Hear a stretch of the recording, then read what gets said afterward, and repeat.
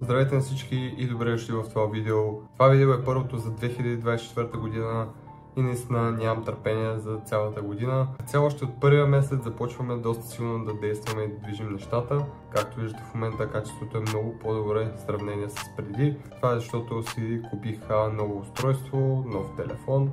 Искам да ви кажа защо го направих и защо реших точно това. Доброто хора, добре дошли в един влог. Като цяло реших да добавя към самото видео и едно дейли влогче, което е не много дълго, просто за да разнообразим самото видео, да не е прекалено кратко и прекалено скучно.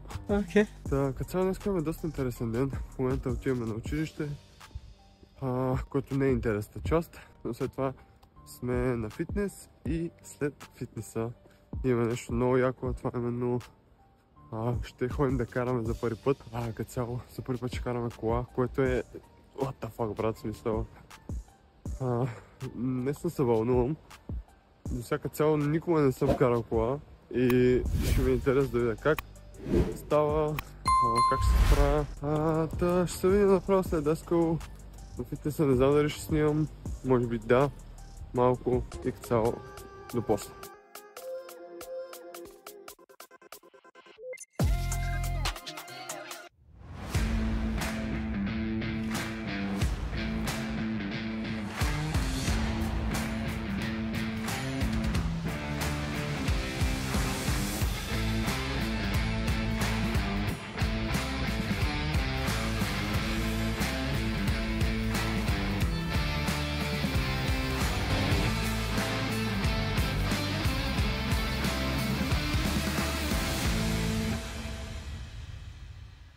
Вече съм си вкъщи и е време да хапна.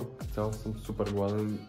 Днес не съм ял само ония пудинг, който видях преди няколко секунди, но за мен бях няколко часа и съм много гладен. Сега ще хапна и имам може би към час да си почина малко, след което отивам на кормуване, да видим как ще станат нещата, въобще ще караме или само ще ни обясна.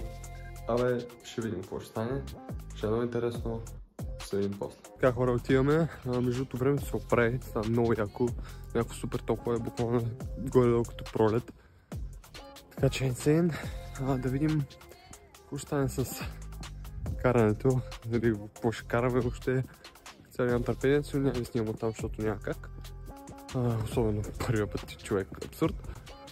Така че да, за момента ще е това. Ще се видим може би малко по-късно и цяло да довърша влога. A few moments later.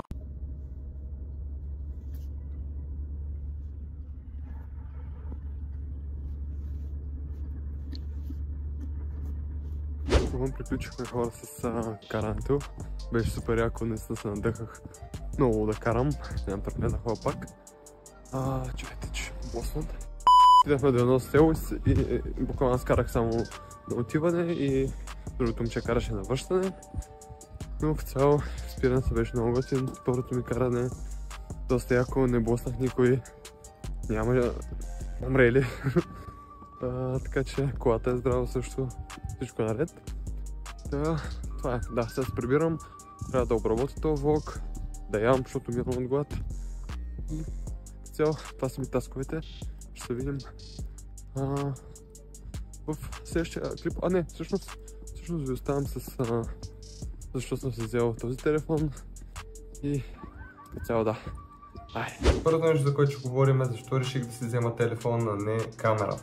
Така, камерите може и да са по-добри като качество, но според мен телефона ще ми е по-полезен. Камерите са достатъчно добри, така или иначе. Първото нещо е защото стария ми телефон, който беше така или иначе започна да лагва и трябваше да си купя нов, така или иначе. Да, ако още един път повторя така или иначе, ще ми е за първи път.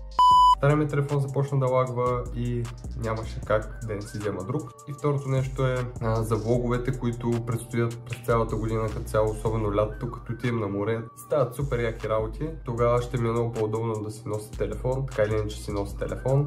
А като мога да снимам с него още по-добре, това са главните неща. Второто нещо е защо избрах точно този модел телефон и защо се спрях на него. Телефонът ми е iPhone 13. Това е два модела по-назад от най-новия, предполагам, знаете. И защо избрах 13? Така, първото и най-важното нещо е, защото тук ми стигаха финансите в момента, не мога да си позволя по-скъп телефон и да, като цяло това е може би най-голямата причина. И втората причина, можех да събера, може би да изчакам още 1-2 месеца, дори може би по-малко, може би към 1 месец, за да си купя 14. Абсолютно няма смисъл, телефоните са абсолютно идентични, камера, всичко е идентично и смятам, че 14-та ще ми свърши страхотна работа и за момент съм доста доволен. Аз трябва да го ползвам за първи ден. Все пак мисля, че ще ми свърши доста добра работа. Единственото нещо, което ме притеснява да бъда 100% честен с вас, това е батерията, но аз по принцип не използвам много телефона, така че да, предполагам, ще ми е достатъчно. И сега искам да поговорим малко за какви неща ви очакват в канала през тази година и като цяло през следващите месеци. Идеята ми е, поставил съм си го като за цел от януари до март месец да има 12 видеа, което значи всяка седмица да има видео. Въпросът е, че вече 2 седмици изтървах. В момента сме 15 януари и сега трябва 2 седмици да кача 2 клипа, което не е проблем, ще го направим. Пишете долу в коментарите идеи за видеа, ако имате. Аз имам доста, но разбира се, винаги съм отворен за още и нови такива. Като цяло да, между другото много са кефа човек, като гледам колко яко записва и какво качество вади камерата. Нямате си на идея. Аз лично съм човек, примерно, който никога съм нямал по-скъп телефон. Разбирате, в смисъл сега, много от вас ви купуват iPhone още, примерно, като сте на 15-16 години, дори по-малки човек. И директно най-скъпите телефони. И вие наистина не мога да оцените това нещо. Докато аз съм човек, който съм нямал телефон над 400 лева, изведнъж ще взимам тройно на това и осъзнавам наистина колко е инсейн. Ако някой пита, между другото, абсолютно съм си го купил сам този телефон. С спестявания, с изкарани пари, като цяло всичко. Това е нещо, което иска да кажа в това видео. Абсолютно информативно е. Тепърва започваме с нещата, измисля съм интересни неща, интересни клипове от вас, иска просто да ги гледате и да ги харесвате. Евентуално, ако ви харесват, ако не ви харесват, няма да ги харесвате. Така, ще се видим скоро. Чао, чао!